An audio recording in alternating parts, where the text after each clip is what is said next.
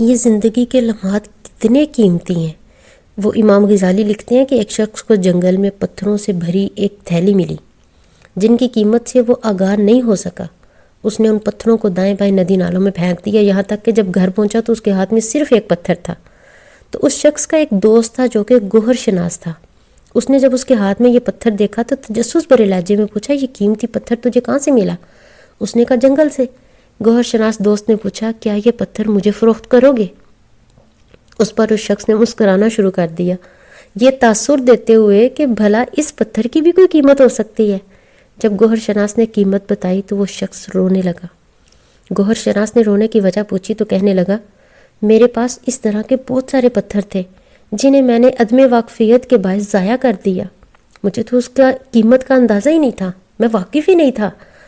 اگر وہ سارے میرے پاس ہوتے تو میں کتنا مالدار ہو جاتا۔ امام غزالی فرماتے ہیں، جب انسان اسی طرح سے وہ نقشہ کھینچ دیا، کہا جب انسان مرنے کے بعد میدان محشر میں اپنے ان لمحات کی قیمت کو دیکھے گا جو اس نے اللہ کی فرما برداری میں گزارے ہوں گے تو روئے گا، چلائے گا کہ میرے پاس تو اس طرح کے بہت سارے لمحات تھے جنہیں میں نے دنیا میں ضائع کر دیا۔